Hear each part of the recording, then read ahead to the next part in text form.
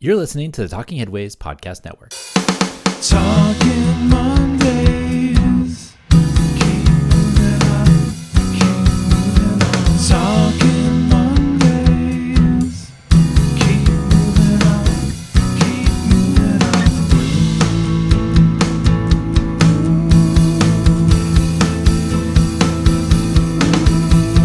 Talking Mondays. Keep moving on. Happy Monday. This is Mondays at the Red Wire, sponsored by our super generous Patreon supporters. I'm Jeff Wood, your host, and joined by Kate Gasparro. Hi, Kate. How are you doing? I'm good. Welcome back. I'm so excited to be back. I'm excited you're back too. How's everything going? It's been going well. I Yeah? actually just recorded a podcast this morning with Lindsay Scanapico, who did Bach in Philadelphia. I don't know if you're familiar with that building. I am not, but It's tell me more. 320,000 square foot Whoa. old vocational school building. And she bought it in 2015 for $1.75 million. And now it's home to over 200 businesses, all different types of maker spaces, restaurant spaces. They have a very famous bar at the rooftop. And so I was really excited to bring her on because we talk a lot about incremental development on building better cities. And even though this is just one building, it's like an elephant of a building. And just hearing her decades-long process of pulling together all of these uses to create this phenomenal community space in Philadelphia. So I was really excited about that episode. It's coming out in a few weeks. I'll make sure to share it with you. Yeah, sounds very inspiring. Yeah. That's awesome. How else? What other episodes have you had on the podcast recently? I'm interested to Ooh, hear. good. Who you've been talking question. to? I just brought on Ed Mendoza from California, YIMBY, to Okay. talk about the building code and how we spend a lot of time talking about land use and zoning, but the building code is an extra hurdle for developers to get around and actually ends up dictating a lot of how we're able to build and what we're able to build and for whom. And so that's a much more quiet debate that's happening right now. But I'm sure you brought on people to talk about single staircase. Yep, we had Michael and the Eisen on the issue- show. Yes. Yep. So I know Michael and elevators in North America and why they're so expensive, in part because of the building code, why you have to have sprinklers in your building, why anytime in California you get over 2 units, you're pushed from the residential code into the building code, which is a lot more effort and inspections, even though you might just be increasing by 1 unit. So we talked about all of that, super nerdy podcast. And then before that, I brought on Jim Hyde of Building Small. He leads a national organization that supports and coalesces a lot of small builders who are working in different communities and sort of juxtaposing small development versus mega developments that get a lot of press and are seem very sexy, but how incremental developments are really what we love about cities is this feeling of tight-knit quilted fabrics of different architectural styles and different mixes of uses. So it was a great episode. Yeah, I feel like I'll have a question about that coming up. I'm in our excited to talk discussion. with you about that. I will have a question about that. Yeah, so no, it's interesting to think about the building code. I know that here we redid our basement here, which is where I am right now, and there was a lot of stuff we did have to do or didn't have to do because it's only 2 units instead of could have been 3, but we didn't have to put sprinklers in, for example, or we decided not to move any of the outside walls to create more space. So we kept inside so that we didn't have to go to development review or design review here in San Francisco, which Right. will push your project back like a year or more. There's lots of decisions that our architect helped us make that we're just like really grateful for, because it only took us like 8-9 months to get something done that down the street, up and down my street, people are lifting up the houses and building floors underneath and digging down and all this other stuff. And it's taken them 3 years. And we were just like, no, thank you. Yeah, it's interesting that there's like this entire cottage industry that is around entitlements and making sure you can get whatever your objective is done in the least amount of red tape possible. And Exactly. people build their entire careers around doing this. And now that I'm sort of, branching into this development space, realizing that it's such a skill to be able to understand the code, how the code is evolving, and then being able to find the right pathway to get your project done in the least amount of time with the least amount of headaches and the least amount of money. Yeah. And it's not just the building code, it's like energy code and all that other stuff. Like whether you're going to have, for us, we put solar on the roof, and then we got in right before the net metering 2.0.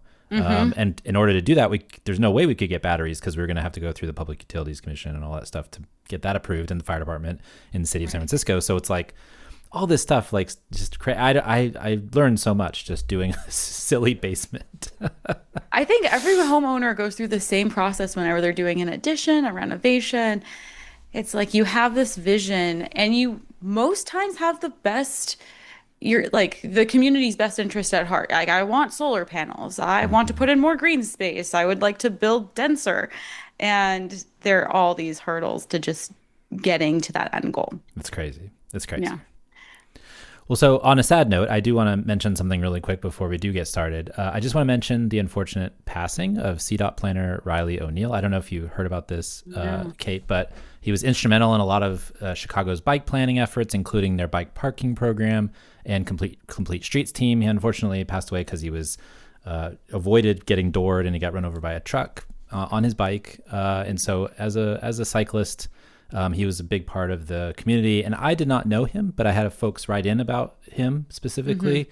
We're always sad to lose colleagues. So I just wanted to make that note before we get started, just because he was part of our community, and that this is a really bummer. So feeling bad, and shout out to the friends in Chicago who knew Riley.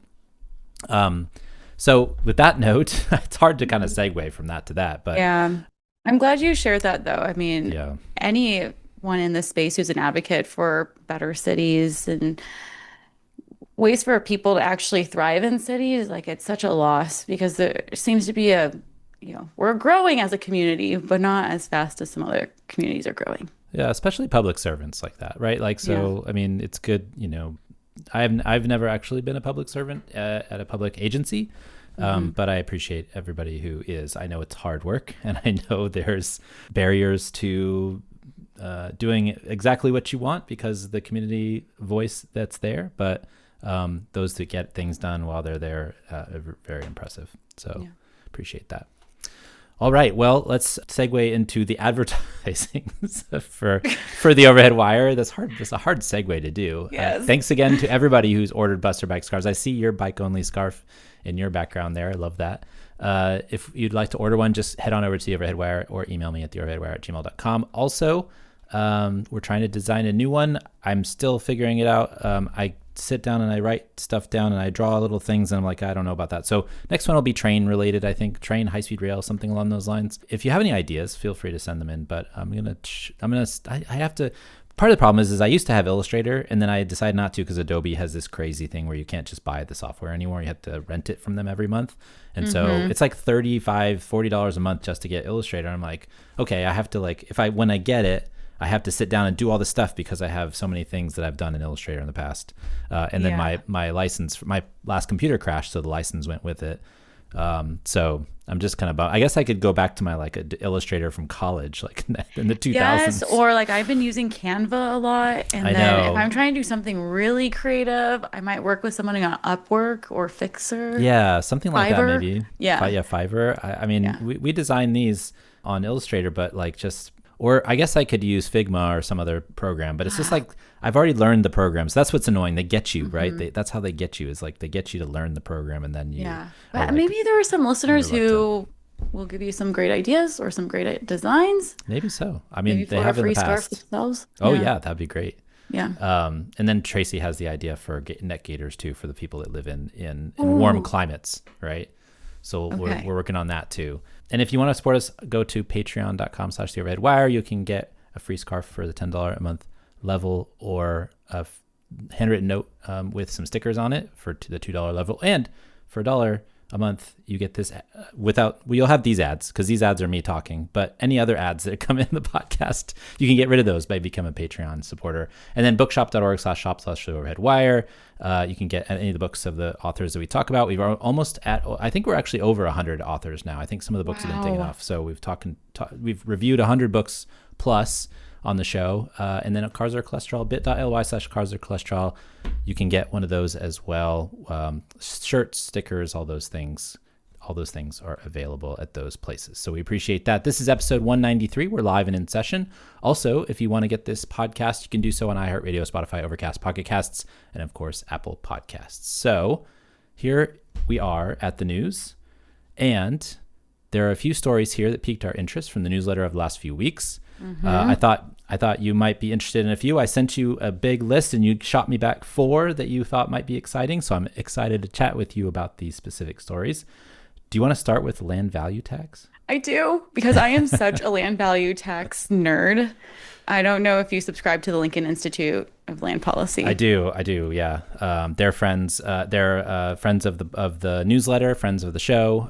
We've had Anthony Flynn on the show and chat with him a few times. So yeah, big fans of the Lincoln Institute. They also have a really cool journalist forum every couple of years for housing journalists. So go and hang out with a bunch of folks who are like-minded, and that's really fun. But yes, they are a fan of Henry George and the land value tax for sure. Yes, I think that's their entire birth story. Creation story is from Henry George. And so when I was reading through this, I mean, it was very interesting. I was doing this deep dive on where actually has land value tax been implemented. Uh-huh. And the only place I could find in the United States was Altoona, Pennsylvania. Well, I think Pittsburgh had They did, but then they didn't, right? But then they didn't. Yeah. I am curious because the whole story is about Washington. Yes. I don't know. You'll do the summary, so you go first. Let me do the summary, and then we'll jump into it. I promise. Okay. We have lots to talk about.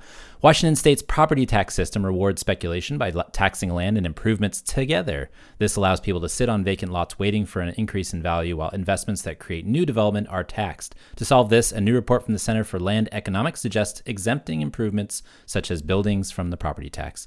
A model that shows what would happen if Spokane were to adopt such a measure shows that more housing and investment would be possible. And this was by Dan Bertolet in Sightline Institute.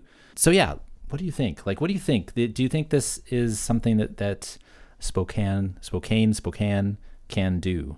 Can do. I don't know enough about how each geography responds individually to a land value tax, but generally, land is a passive working asset.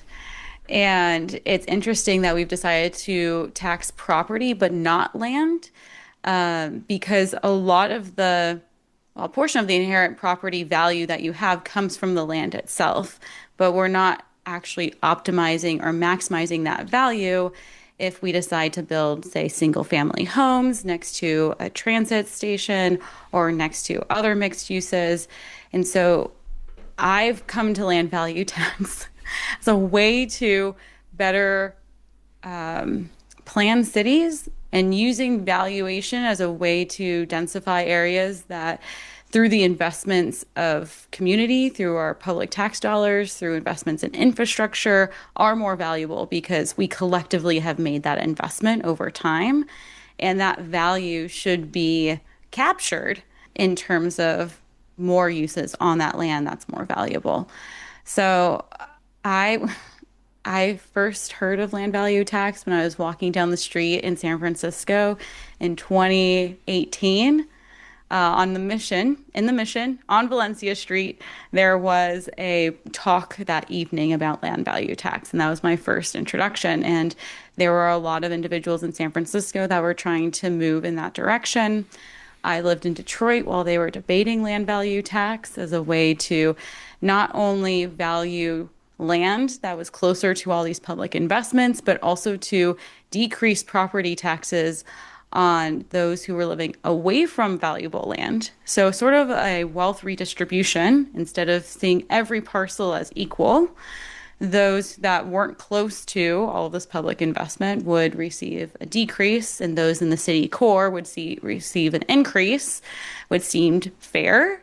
And given the sparseness of development in Detroit, a lot of people would have benefited from that, but it did Yeah. not move forward, in part because of all of the interested downtown development that was going on at that time. Yeah, there's a lot of speculation on empty lots, right? I feel like we talked to somebody at Yes. some point about this, but yeah, there was like people buying lots for pennies and sitting on it, and it was just like, and they were sitting on it. They're speculating, right? They're speculating, which is really interesting because we interviewed Daniel Wartell London earlier this year about his book, or last year, The Menace of Prosperity. And the interesting part about this specific topic is he talked a lot about Henry George and the history of New York City's economic development. And Henry George ran for mayor of New York City.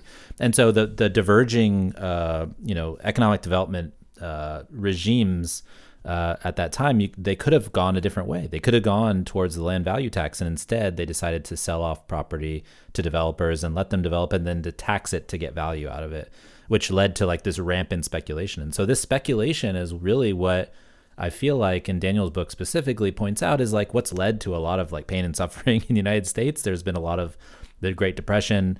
The Great Recession was because of housing, that credit default swaps and all that stuff. But a lot of it is just like the speculation that was happening in the stock market and a whole bunch of stuff. And the land value tax is an elegant way for cities to create value for themselves through the investments that they make, right? Like you were talking about this earlier. I mean, the value of cities is the people that live in the cities together close by each other, and the investments that they make to connect each other through access, right? So the sidewalks, the sewer infrastructure, all of the transit infrastructure that's created.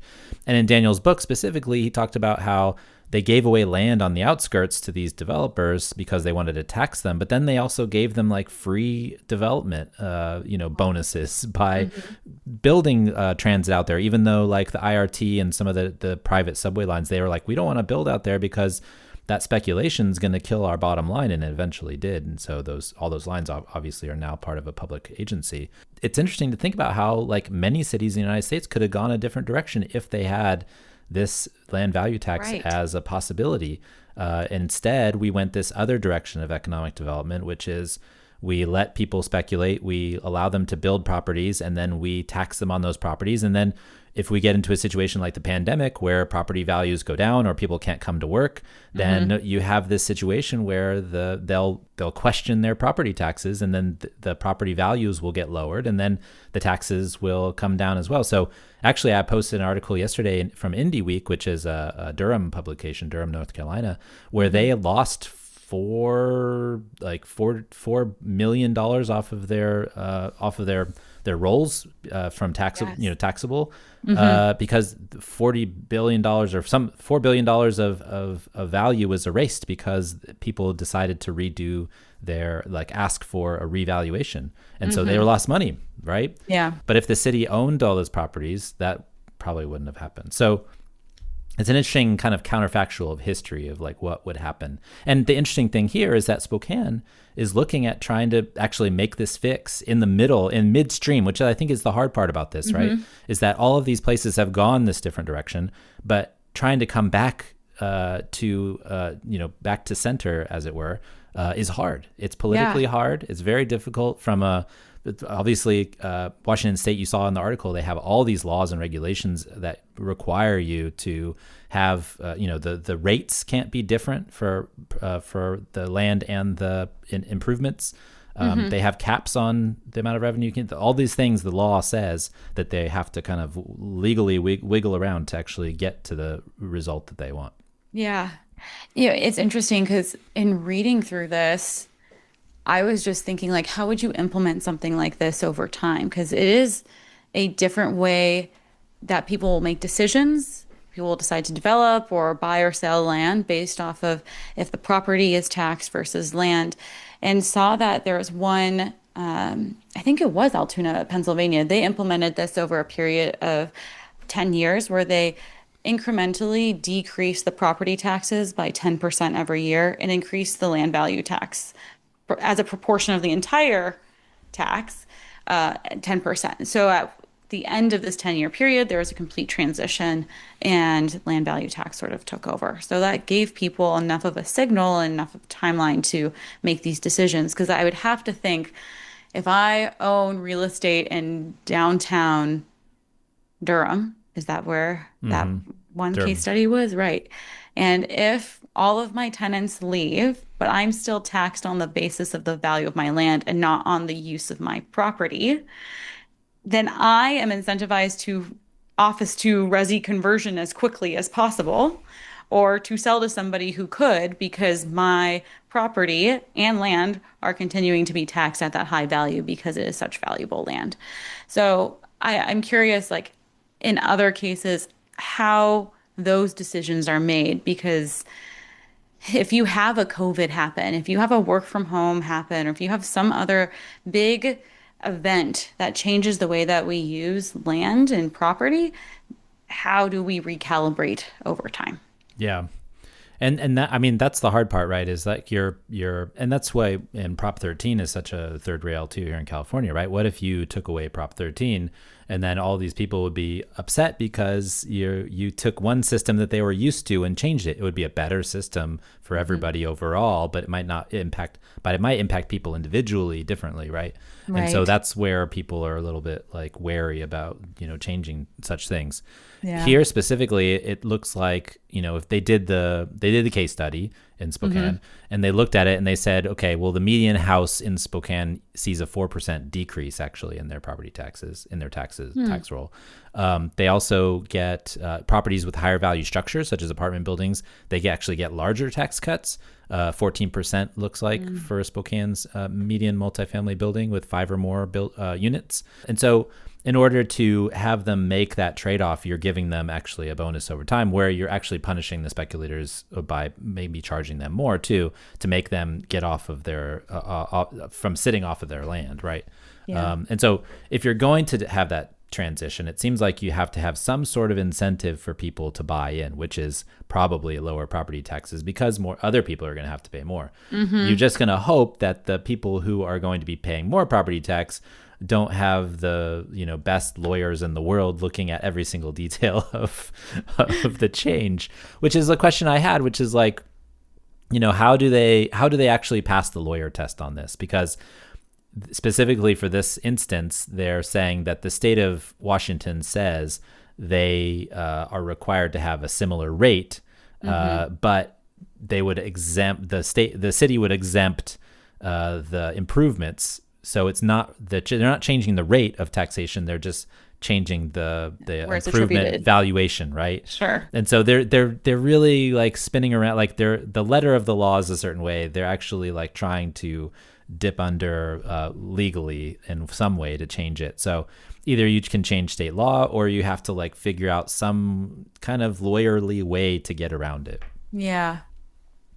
And remind me, were they thinking about this sort of transition through a split rate tax, where they would be taxing both land and property over time to be able to make this transition or Well, adding so it? it says instead of reducing the tax rate on buildings, it would exempt assessed building value from taxation, and it would raise the overall tax rate to compensate so that the total tax collected wouldn't change. The result, a revenue neutral shift of property taxes off of buildings and onto land. Right. So when they did this in Altoona over this 10-year process, they found that the revenue stayed the same, but the distribution of who is paying for that revenue changed drastically.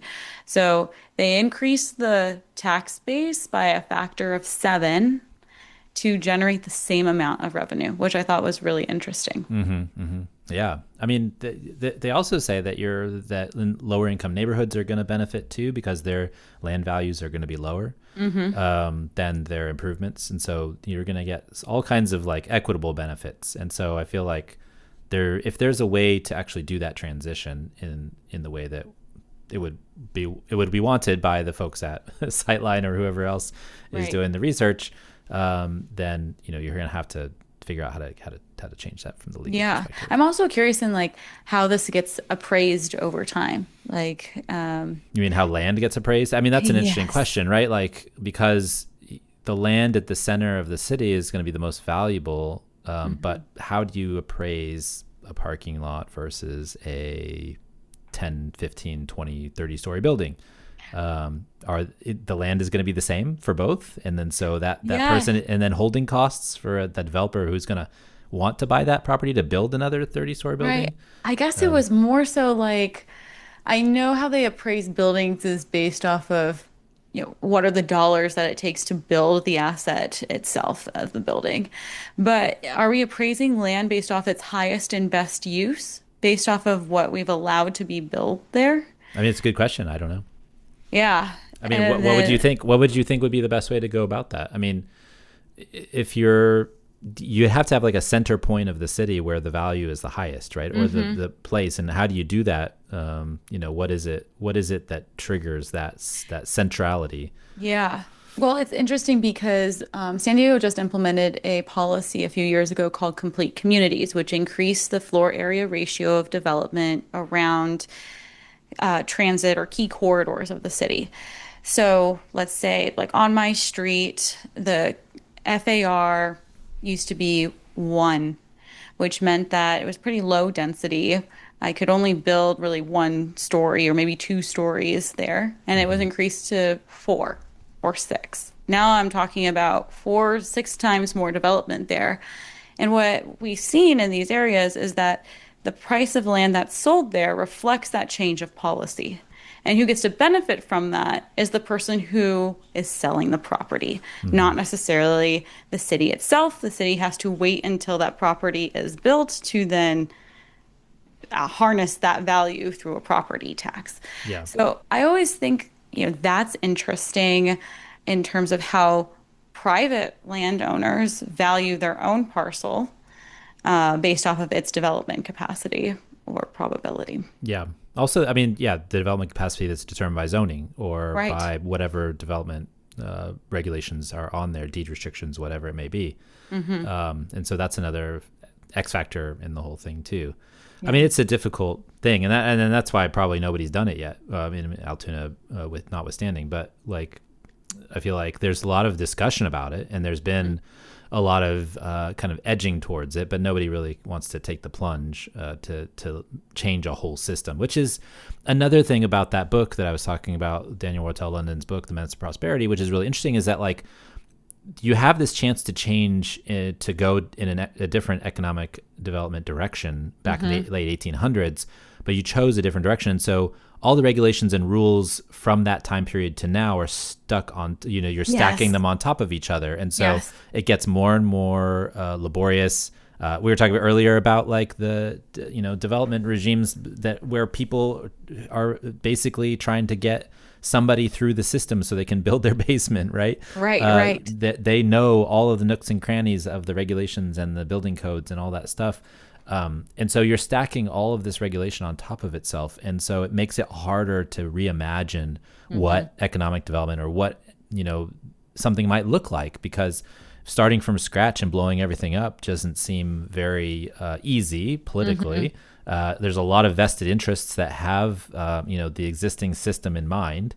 Yeah. And so, that's the hard part, is that because over the last 100, 200 years, we built up these systems in cities, you can't really easily shift to something else Right. without like figuring out a really elegant way to do it.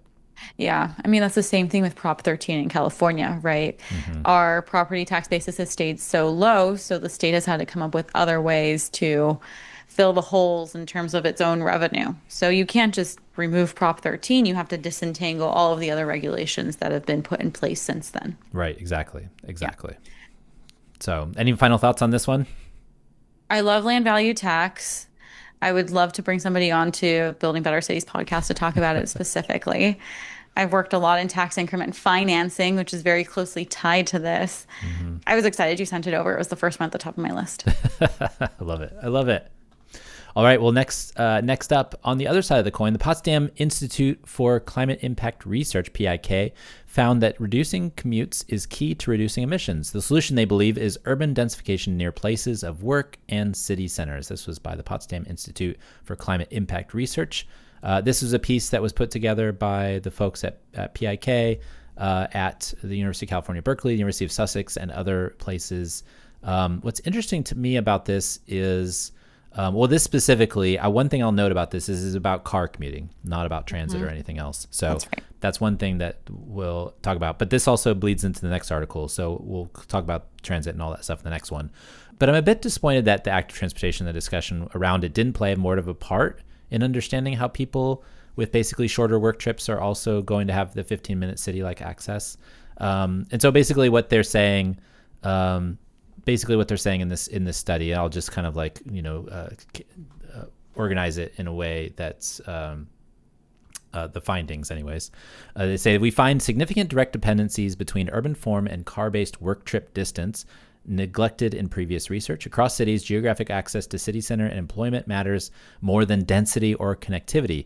Yet the magnitude of such effects and their spatial distribution vary depending on a city's size and centrality.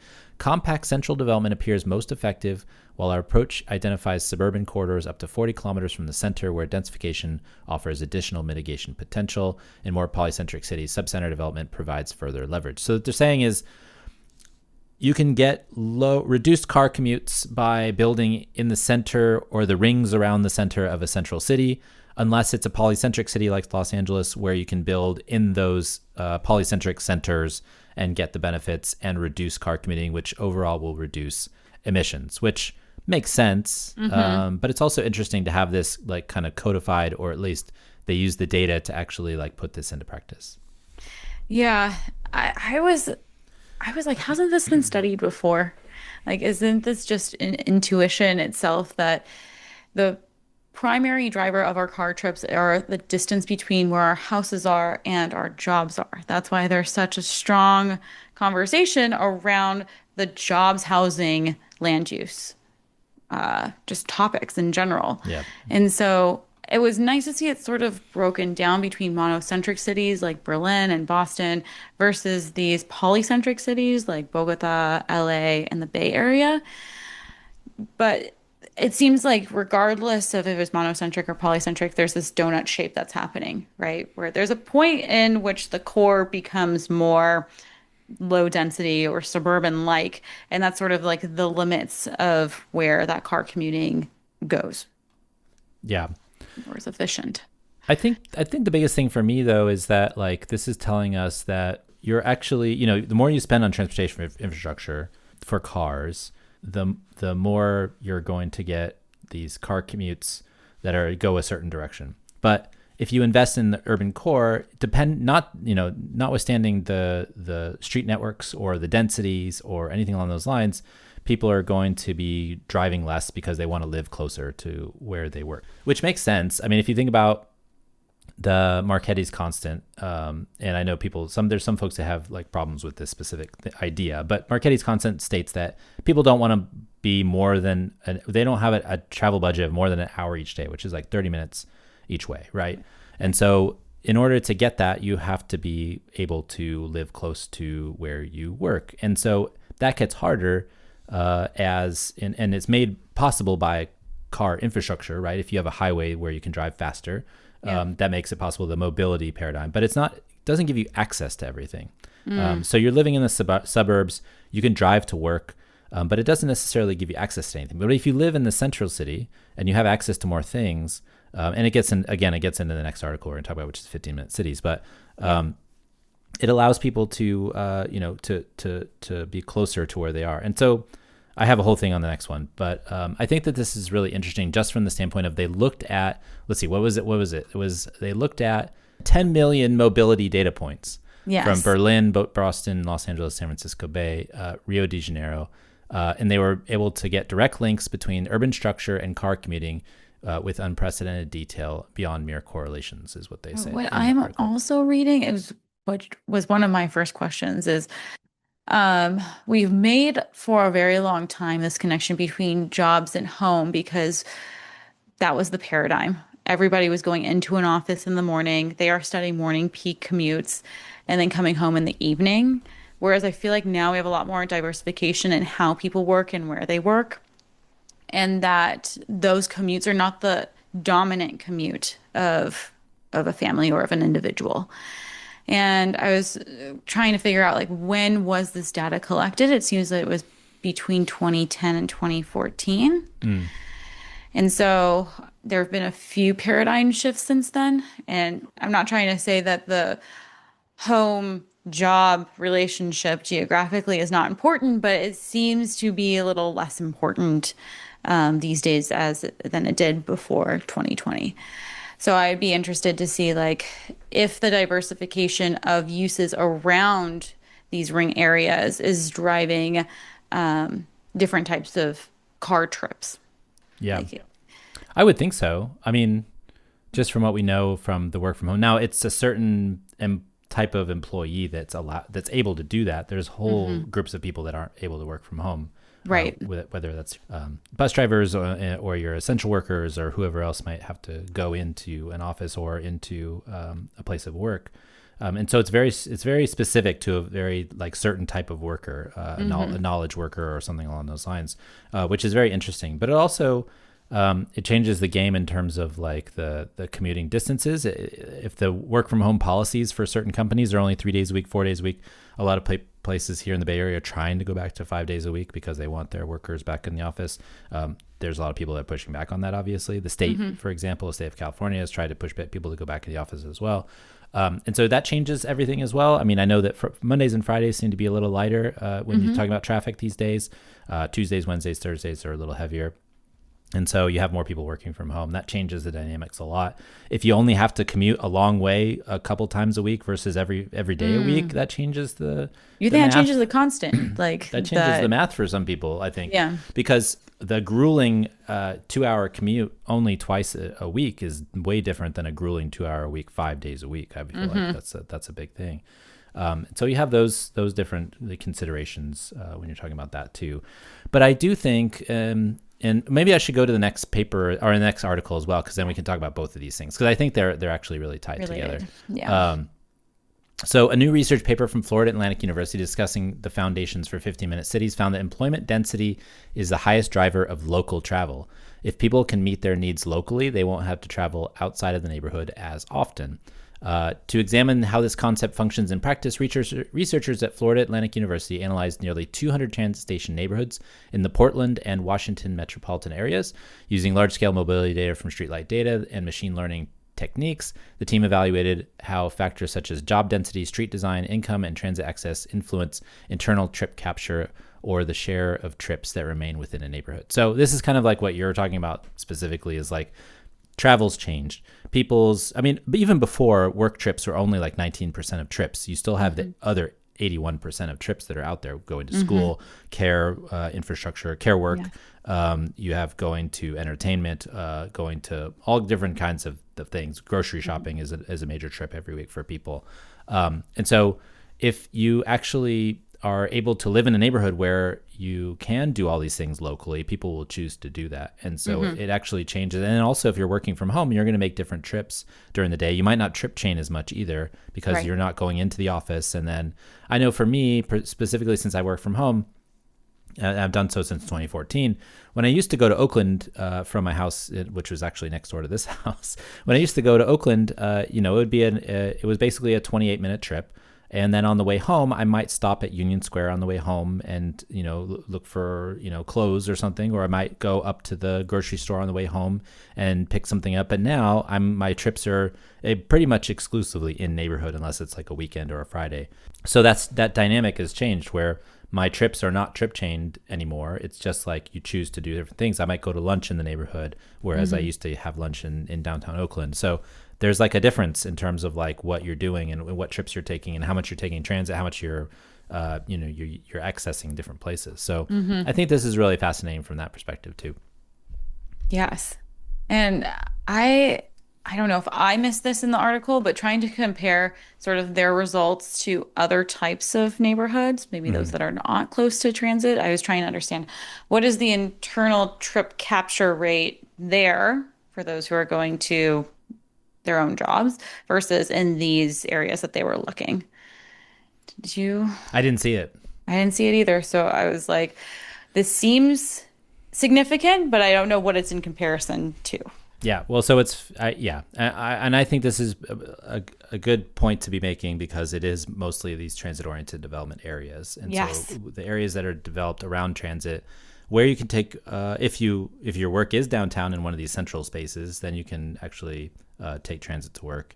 And then you can do all of your other things around here as well when you're at home. and then you don't have to go as far. You might have to have a car. You might have to not have to drive because you can either walk to the grocery store, you can walk to all your other trips, whether that's the salon or whatever that might be.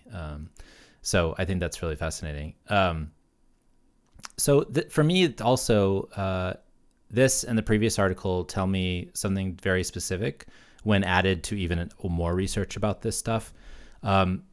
We had Chris Redfern and Anthony Orlando on the show a number of years ago, and they had a paper talking about development in Texas and California. And what they found was that there are two very different development regimes in California and Texas, obviously, but they're going in the same direction. They're going to get the same endpoint. California is just 20, 30 years in the future, where we've run out of land to the certain extent. But what they mean by that is that we've run out of land that is easily developable into massive housing tracts of single family houses that are accessible to destinations, right? So like downtowns, like grocery stores, like entertainment complexes, whatever it may be, malls, etc. And so what that's driving is like the increases in housing costs. So it's not just Texas and California though, it's Las Vegas, it's Phoenix, it's Atlanta. You're starting to get these places where you can drive very far away from the core of the city or from the employment centers that surround it if it's a polycentric region. But there's a diminishing return for people to where they don't want to go any further out just to get a cheaper house and stay within, generally that Marchetti's constant of like the 30-minute travel budget. I know there's like people on the extreme ends of the bell curve, and there's people that are much closer. And so you're starting to see that's why, some of these prices. And so because there aren't these huge tracts of land to build these massive amounts of, 20,000 housing units of single family homes, they start having to do infill. But there's a blockage there from sclerotic neighborhoods that won't allow it, or they won't densify. And so I feel like what's interesting about this all is that we are thinking about 15-minute cities. We're thinking about shorter car commutes.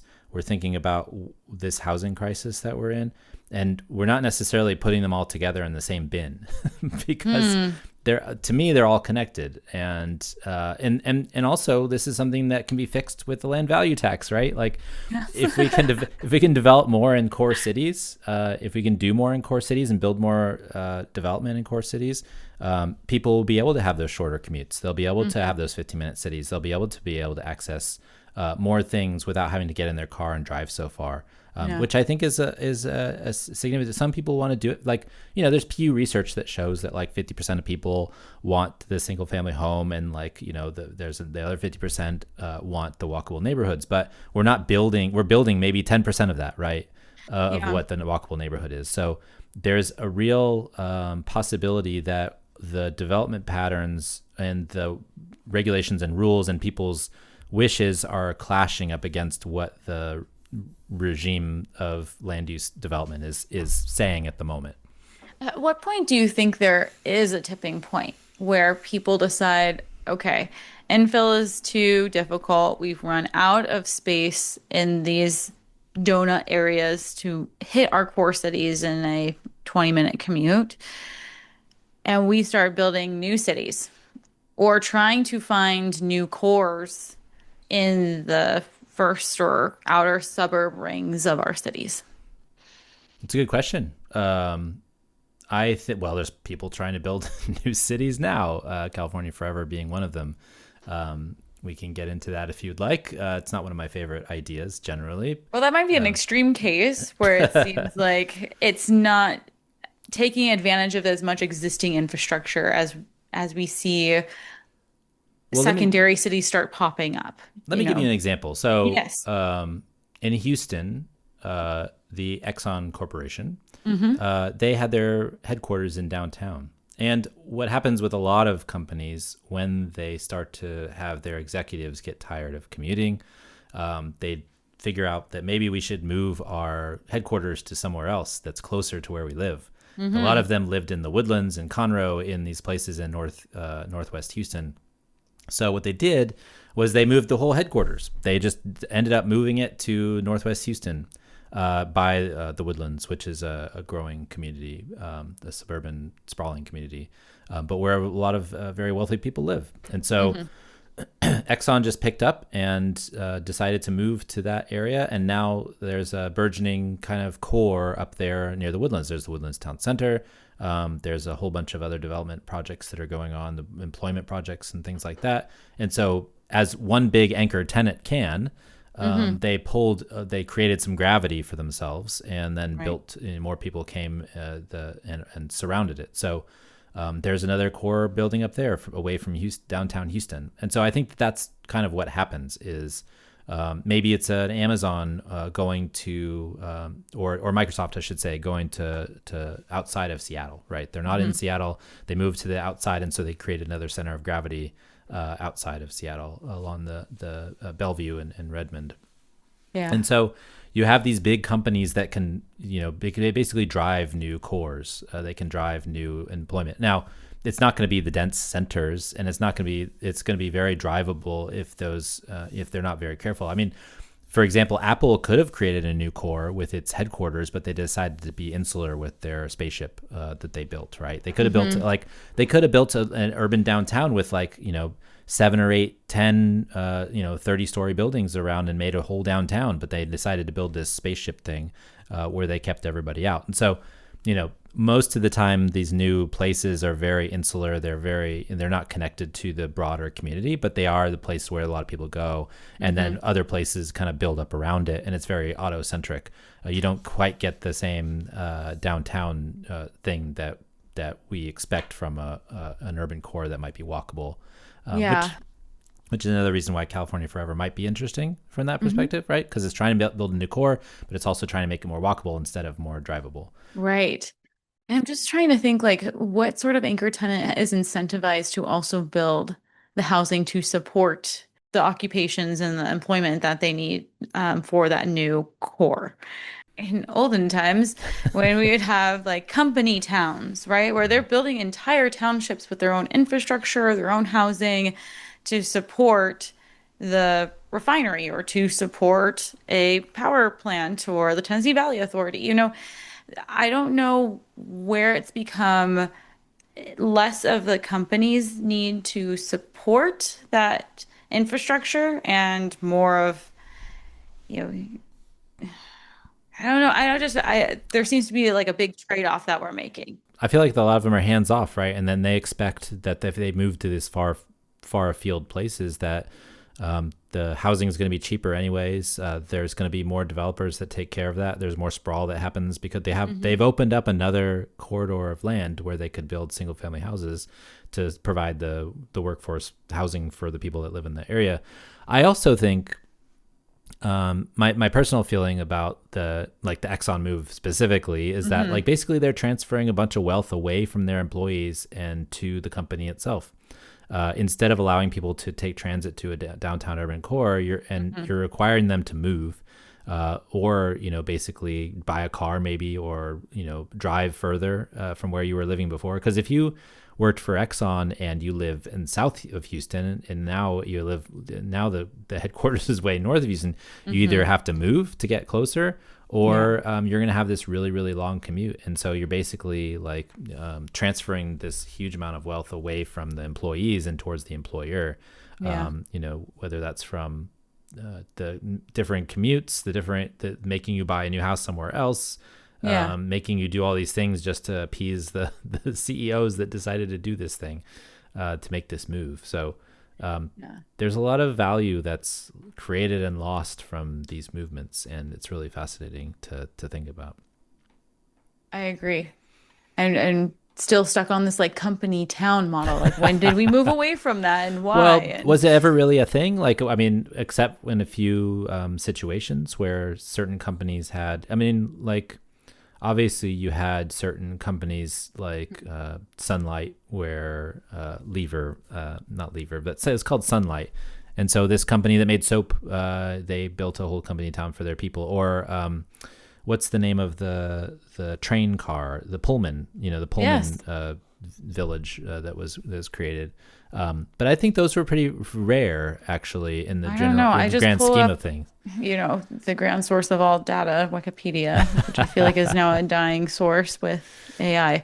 But there are dozens of cities in the United States that are formerly company towns. Like Carnegie Steel Company built one in McDonald, Ohio, and I'm curious if the corporate social responsibility has changed over time, Yes. or the tax structures have changed over time to place more of that responsibility on cities to be beacons for companies. And there's been more competition between cities to attract companies because there's not as much companies being set up around natural resources, that these cities have lost their negotiating power and getting more out of companies to come.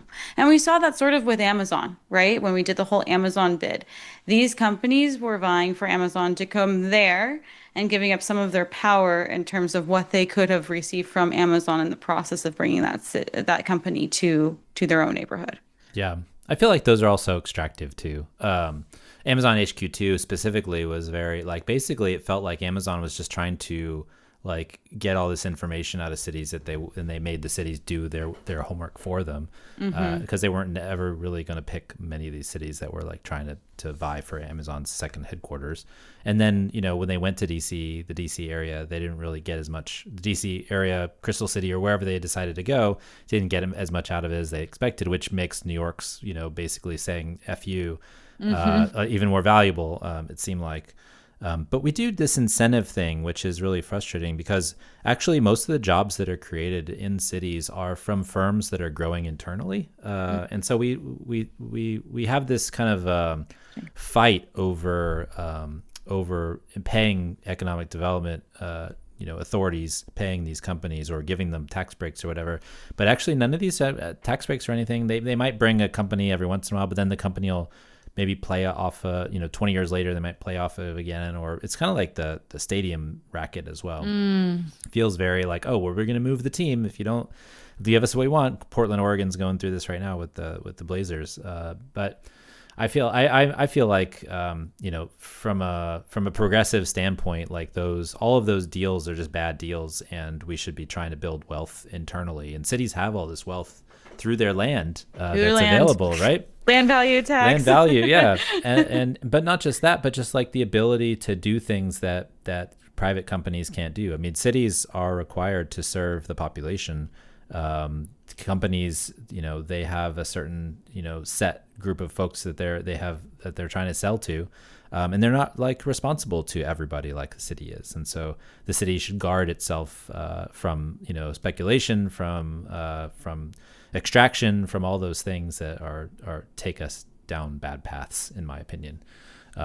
So I don't know. I feel like, there's a whole organization called Good Jobs First that does a lot of this kind of like looks at the economic development of a lot of these packages that are given, and it's even getting worse now with all the data centers and stuff like that, right? Like the little tiny cities are signing like these non-disclosure agreements. We had a guest on recently talking about Amazon and air rights, because if they want to do urban deliveries over the air, and some town in Arizona sold their air rights to Amazon to test their aerial drones for like $13,000, which is way below market rate. Yes, that's way below market For what it should be. So I feel like we should be more protective of our value that we're creating in cities. It's so interesting. I don't want to say that, we can't say that all companies that are extractive in the communities that they work in. I worked for. You're right. Right. I don't want to make a blanket statement like that. I mean, there are some incredible case studies. I worked for Rocket Mortgage, which is based in Detroit, and that company has done a lot of investment in the core part of Detroit. And so that was really interesting to see how, if a employer comes to a city and understands that people don't just need a place to work, they need a place where a lot of services will be to meet their needs. So they are only making that like one trip during the day. So that there is a grocer near downtown, so that there is places to shop and dine and go out and entertain near these jobs, that they can really help make an ecosystem where their company will be successful, because you can also then attract talent, which I think is a huge part of the conversation. And an evolving part of the conversation is when we were at a point in time where talent was more difficult to come by or more competitive, as more of a talent market. A lot of these companies were doing a lot of place-based investment because they understood that a lot of the millennial workforce wanted to live and work someplace that they enjoyed. Yeah. Yeah, no, it's important, especially now, considering people have choices for, especially on the upper level of employment, right? You can pretty much work a lot of places.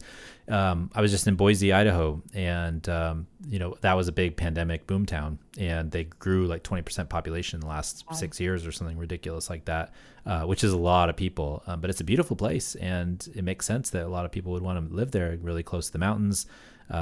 Beautiful scenery, lots of things to do, and exciting things. And it makes sense why some of those places that may not have been on the map from a coastal perspective before are now on the map for being interesting, exciting places. And it's because of the quality of life. And that's the thing, is the affordability and quality of life. I think those are the two kind of key words that I like to say a lot about, like, when you're trying to attract people to a place, to try to figure that out.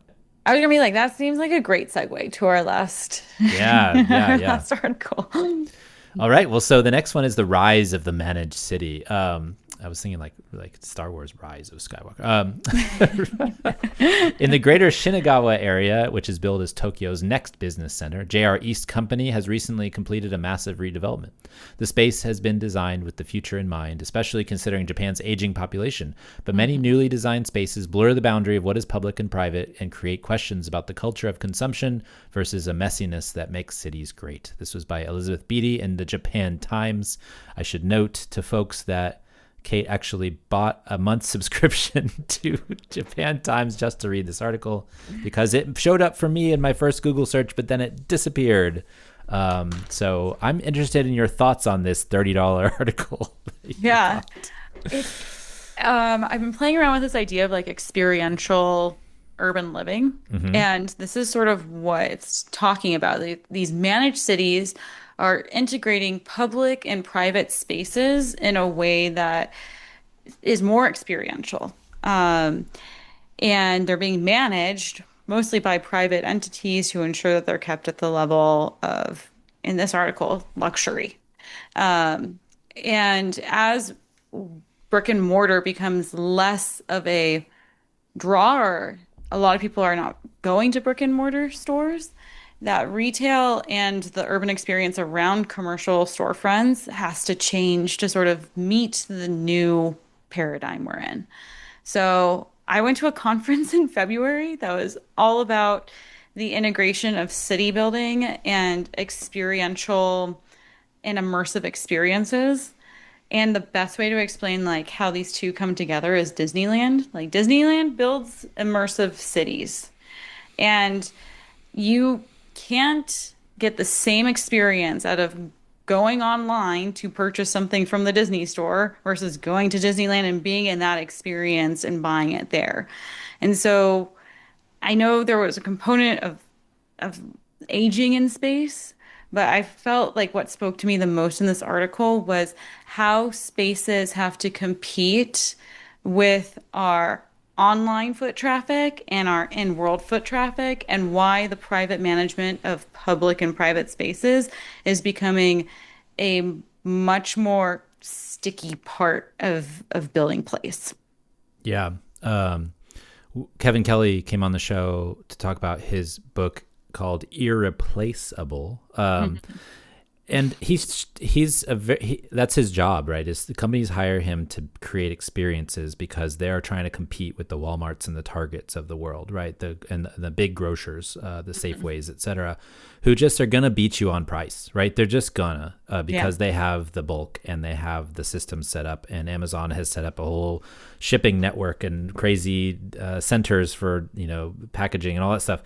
But if you can create a good experience for people, and you can make it so that they want to come back or they love the place that they're going to shop, then you can actually compete with them. You're not going to necessarily compete on price, but you're going to compete on feeling, which does matter to a lot of people, right? So I think that your point is well taken. And this large development by JR East, which is basically Japan Railways, right? It's basically the Japan Railways, and they are a company that is basically a city building company.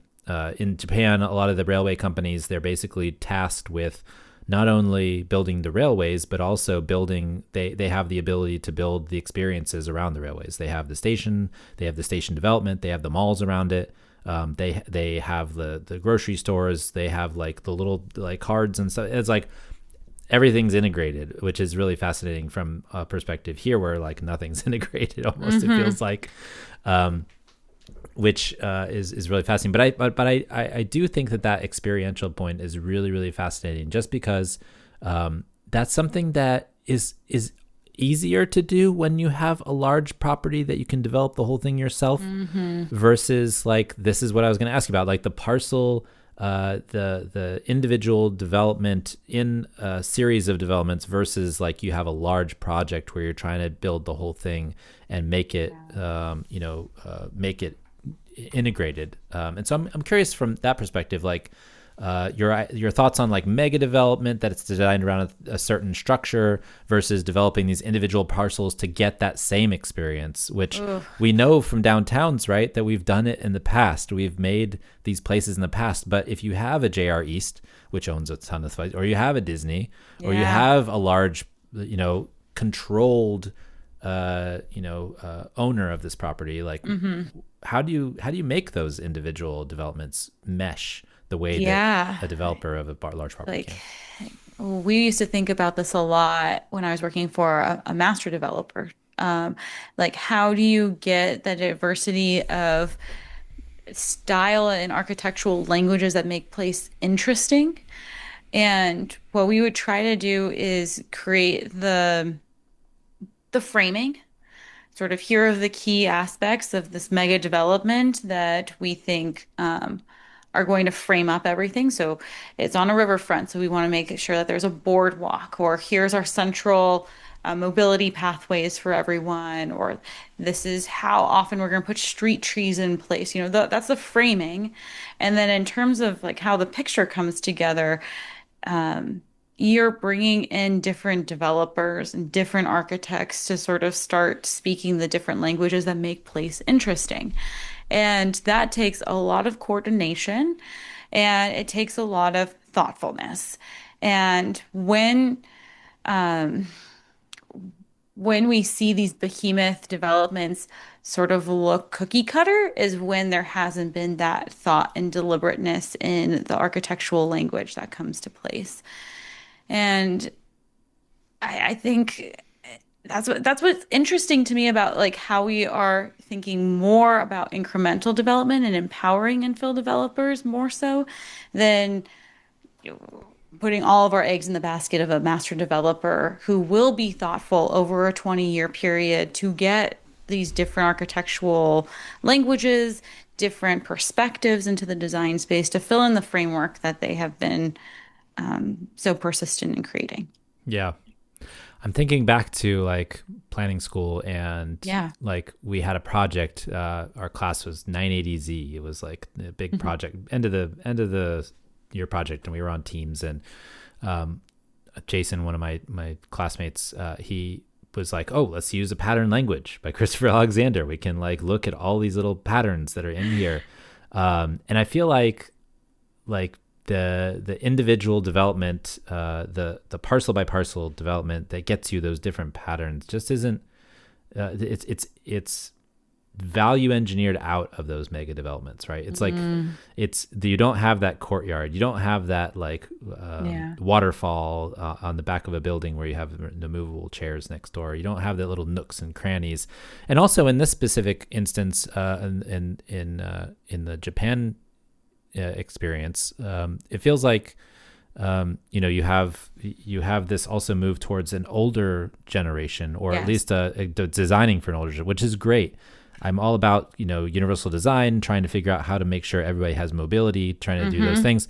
But at the same time, sometimes that can take away some of the kind of design features that make places interesting. If you try to over design it from that perspective, right? Wait, say more about that. I'm curious. Like, what is an example where? Well, so you're not going to have, and I don't, obviously you're going to want places to be accessible to everybody, and that's really important. But then you're not going to have these little staircases that go to like little different corners, cobblestone things like you would see in a village. So like somewhere building else. code problems, Jeff? Yeah, building code problems, fire code problems, 20-foot clear problems, those types of things. And so there is a need for accessibility. There's a need to allow people to get to the same place, all the people to get to all the same places as possible. But the little quirks. I was just in like Carmel. Have you been to Carmel? Yes. If you go downtown Carmel, you can walk down the street and you can look around the corner and there's like an alleyway, and you walk down the alleyway and there's like these cute shops and stores, and they like, nobody would, I mean, you could design that today, but it wouldn't be the same, right? It wouldn't be the same. You wouldn't have the quirky like little bioswale. You wouldn't have the quirky cobblestone that turns on one part and then turns off the other part. It just it's hard to replicate those types of historical artifacts of development history through a master development. And even here in San Francisco, like on Valencia Street, you have all these like individual buildings and stuff, which is really great. And some of them are getting redeveloped, and they get more boring over time, but you still feel like there's things about the street that are just there, and they evolved over time. And I'm not sure how to explain it, but it works sometimes, although the bike lane doesn't work for me all the time, but not necessarily the bike lane, but it's the pavement. But what I think is interesting about this is that we have been obsessed with building for permanence, and I would love to see more examples of how we can use temporary installations, interim uses, pilots to really test some of these more interesting components of what we've seen in the past, to maybe help change policy or code.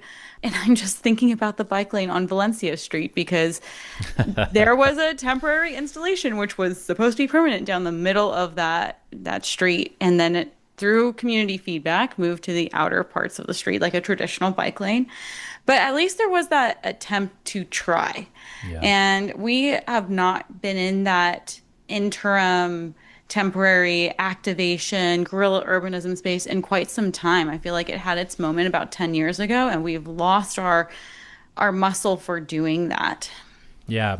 We had a pandemic. We still have some of the slow streets that, are around here. I mean, Sanchez Street here is really cool in that perspective. That we tried something and it stuck, and then some people really hated them in different parts of the city, and there's been fights about them. I feel like we're always going to have these fights, which is frustrating, because it feels like if something works, then you should keep it, but it doesn't work for everybody because they want to drive their cars. That's another frustrating thing that happens in cities. Well, in terms of like fun things that I've seen recently developed, there was a case in Cleveland where some developer put a spiral slide from the second story of a parking garage into this little pocket park. And I'm going to send you a picture of it, and hopefully you can put it on, I love it. on your next email. But I was like, yeah, I don't know how they were able to get that permitted. I don't know what ADA laws they were able to get around, but this is such a cool, interesting piece of this landscape, this urban landscape that we haven't seen in the past, and maybe we could see more of those sort of surprise and delight elements of our urban development if more people have a say in what gets developed. Yeah, the whimsy. Yeah. My last thing about this specific the Japan item is I like the idea that we need to make our places these hometowns where everybody loves them. So if, I feel like if people love their neighborhoods, if they feel like it's the place they want to hang out or they want to be. That's just kind of like if you can figure out how to do that, I like that as a goal to try to figure out how to make a hometown. Yeah. Just I feel like I've got that here in Noe Valley, in San Francisco because I made it this way, right? Because it's already got good urbanism, but then you meet people along the way and you see all the people that you've known I've lived here for 20 years now. And, I know some of the shopkeepers and I'll say hi and make sure to stick my head in the door or whatever else, but it's something that you kind of create as well as is made for you over time. So there's a two-way street there. Yeah, totally. And, I've brought on Carol Coletta in the past to talk about her work in public spaces and why they're so important for building community and making people feel like home. And in part because she's been amazing at curating the stewards that are able to help us feel more attuned to that, because that's another muscle that we lost sort of during the pandemic is like, how do we engage with other people in spontaneous ways in our urban environments? Yeah. Yeah. The spontaneousness, that's the thing, is just, you don't like, I find it hard to make plans, but I do have routines. And so it's nice to kind of like have a routine that then if you see somebody, like I'll see a friend in town square and I'll be able to stop and chat for a second, right? Rather than like making a plan to like go get a beer, which I'd like to do too, but the 4-year-old makes it harder, right? Yes.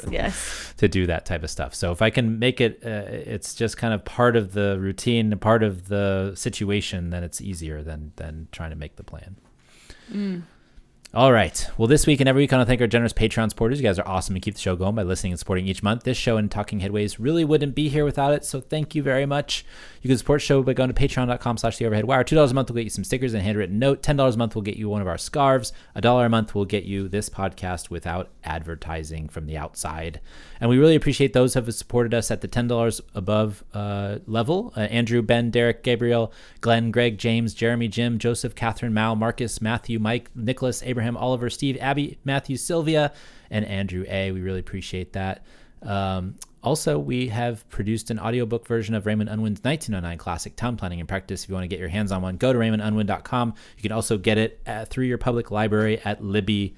You can listen to it as an audiobook and a podcast. Listener questions and comments. This is the part of the show where we talk about having people write us. Feel free to email us at theoverheadwire@gmail.com. Thanks to everybody who's responded to the last show. Again, as always, if you want to write in and ask a question, let us know. Also, if you want to send in something that you don't want read out, we're happy to oblige that too. There are a couple of this last week where not necessary to read them out, but I appreciate them sending anyways. If you have any questions, again, shoot them to theoverheadwire@gmail.com. Puppies and Butterflies is a part of the show that talk about something fun, interesting, or maybe it doesn't fit in the other sections. Do you have a Puppies and Butterflies, Kate? I'm about to leave this podcast to go see Disclosure Day. So I don't know if that's a puppy or butterfly. I feel like it's going to be like quite on edge. Steven Spielberg returning to sci-fi. Yeah. It's like the third part of a trilogy, right? Like people are saying it's not actually officially, right? It's supposed to be like the third part of like Close Encounters, and then Jeff, this is why I need you in my life. All this fan lore that I obviously don't pick up on. So supposedly, right? Supposedly, Spielberg, he's great. Jurassic, the greats: Jurassic Park, E.T., Indiana Jones, Close Encounters, just Spielberg. He's like a legend. That crew from USC, Coppola, George Lucas, Spielberg. Those are the dudes. Yeah. That's great. How about you? What is your Puppies and Butterflies? The World Cup has begun, and I'm a huge fan of the World Cup. I am not a fan of how cities have been treated for the World Cup by FIFA, and I do not like FIFA. But the joy that teams and people and globally citizens of this world feel is an amazing part of global tournaments like this. Today, Cape Verde tied Spain. I know that 0-0 is not an exciting score to most people, but for this soccer fan, that is an amazing result. Wow. So, an island archipelago nation of probably less than the size of my neighborhood here in Noe Valley, beating. They beat. I mean, from a experience perspective, they beat Spain. They went 0-0 toe to toe, and that's a result everybody can find some joy in, except for the Spanish fans, of course. Yeah. So just seeing everybody on camera, like having that joy, that love, I really appreciate that. But F FIFA and F the corporatization of this sporting event. But with all the and I tell people this all the time, and I talk about the Olympics and all that stuff, and I obviously the Olympic Committee is the same level as FIFA. They're all horrible, but at the same time, like, the best thing about these sporting events is that they bring people together in a way that's nonviolent and allow people to kind of mix with other people that might not be like them. I've told this story like a million times, but I tell it every time because I think it's important to remind people that, like, I went to London in 2012, and it was one of the best experiences I've ever had because I got to ride the tube with all these fans from other countries. Yeah. I saw the gold medal, first gold medal since like the 1970s in fencing. And the people in front of us, we were hugging, who were Colombian, and the people behind us, or actually it was Venezuela, I should say. It was Venezuela. Ruben Lamardo was the name of this fencer. I can remember that in my head. But the Venezuelans in front of us were cheering. We were giving them hugs, and everybody was excited, even no matter what country you're from. It's just joy. It's pure joy, and it's amazing to get together with a whole bunch of other sports fans and celebrate something positive rather than negative. So that's why I love the World Cup, the Olympics, and all those other things. That was a great one. Awesome. Well, where can folks find you if you wish to be found, Kate? Wow, I am trying to grow this social presence. So hit me up on Instagram at Building Better Cities. You can also email me at kate@buildingbettercities.com. You can check out my website, buildingbettercities.com. You can also listen to my podcast and now watch my podcast anywhere you podcast. So Apple, Spotify, YouTube, iHeart, Overcast. Would love to see you over there. You can also hit me up on LinkedIn. Sam Sklar reached out to me after the last episode where I joined you, Jeff, and so that's been a great connection. And yeah, I'm excited. That was an episode, right? Yeah, that's a good episode. And then we brought him on for an episode too, right? Yeah, with yeah. Yona Freemark. So I really love coalescing our communities, and if there's more I can do to support this one, please let me know. Awesome. We love that. We love Yona. We love Sam. You can find me at Blue Sky, Mastodon, LinkedIn, Instagram, sometimes Threads, Substack, YouTube, and of course on my website in your inbox every morning if you sign up for the newsletter. And on Flickr, I am called Transit Nerds. Everything else is at the Overhead Wire. You can find me writing on my Overhead Wire blog on the website or at Substack. You can find me so many places these days. It's insane. I wish we could consolidate a little bit more, go back to like the Twitter is it, but not anymore because it died. The bird is dead, unfortunately. But thanks for joining us at Mondays at the Overhead Wire. Thanks for our generous patrons for sponsoring this week's podcast. Kate, thanks so much for coming on again to the show. Really appreciate it. Thank you. I'm excited for the next time. And I'm excited for this movie. I'll let you know how it is. Yeah, let me know how it goes. All right. We'll see everybody next time. Talk